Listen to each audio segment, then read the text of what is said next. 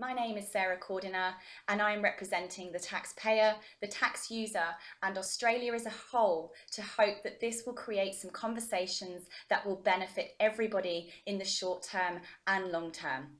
Thank you. The last week of February saw the successful completion of the Work Steps Employability programme in a remote community in Western Australia.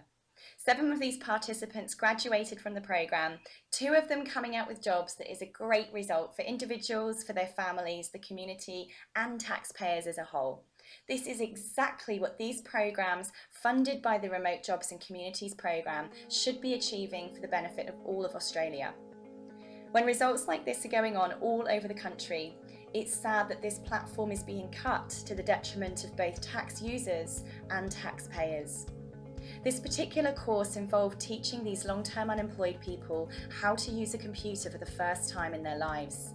Some of them have been unemployed and on benefits for years because they've not been provided with the basic support they need to get into the workforce. In just 3 days on our employability programme, 2 of our participants have got jobs and all of them have applied for a total of 28 jobs that they didn't even know existed until we taught them how to use IT independently for their job search. We prepared them with quality CVs and cover letters and they are now ready to become economically independent. Sadly, the government have just slashed the national funding for programmes like this, which will see more people unemployed for much longer periods of time, if not forever. Without the funding necessary for job training, job seekers and job services agencies are facing an almost impossible challenge to get people out of welfare and into the workforce. What does this mean for individuals, communities and Australia? It could mean higher unemployment, higher rates of depression, drug use, suicides, welfare dependency and less taxpayers. It seems strange to me that cutting a budget that will ultimately cause a greater problem is going unnoticed and without opportunity for public debate. Where funding for training is being cut, the unemployed will be expected to work for the dole 5 days a week, 52 weeks a year. If managed effectively, work for the dole will certainly provide vital work experience and positive community benefits. However, if not managed appropriately, it could risk turning into an unstructured, cheap labour pool for local employers that doesn't allow for career progression in the candidate's chosen field, potentially keeping people out of work for longer instead of becoming economically independent taxpayers. It is no secret that Australia is in the grasp of an economic downturn. This is seeing unemployment rates skyrocket as people across the country are losing their jobs every single day, unexpectedly being made redundant as a result of the economic fragility. Australia is seeing that no job role, no industry, no sector, no business, large or small, no number of years service is actually immune to an economic downturn. Hard-working people are losing their jobs every single day, and it is a fact that all of us are vulnerable to finding ourselves in a situation where we may not have our jobs tomorrow. Now, short of the immediate trauma that this puts on individuals and their families, what consequences does this have for the rest of Australia, not only over the next 12 months, but indeed for the long-term future and that of our children's futures? I pose these questions to you. What use would a health fund be if when you needed it, it didn't pay out? Indeed, what use would any form of insurance be if when we needed it, it wasn't there to support us?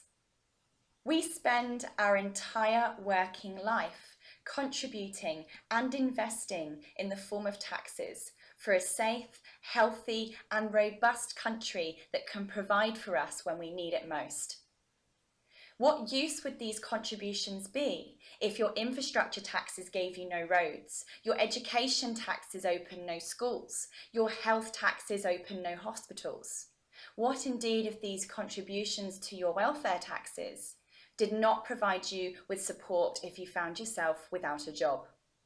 Unless you are already unemployed or working directly in the welfare industry, you may not be aware that recent changes have taken away this very insurance from Australians, despite us still making the same contributions.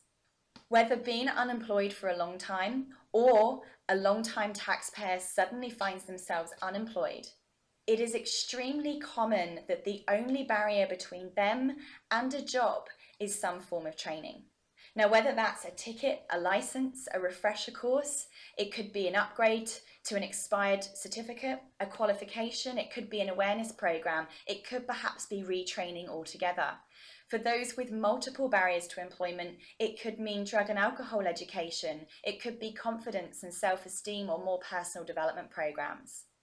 People who have been in work for a long time are often faced with the shock that the skills required to have a job and those required to find one are significantly different, or indeed that the skills they used to get their previous job are now outdated. Just getting some support with that sprucing up of a CV, with some interview preparation, some help with where to look for job vacancies can mean the difference between moving fast into a new job or stress, depression, and further long-term unemployment and welfare dependency. With the recent cuts to the budget for this type of job seeker support, we are removing the often only platform that most unemployed require to get into the workforce and subsequently become a taxpayer too. Serious conversations need to be had.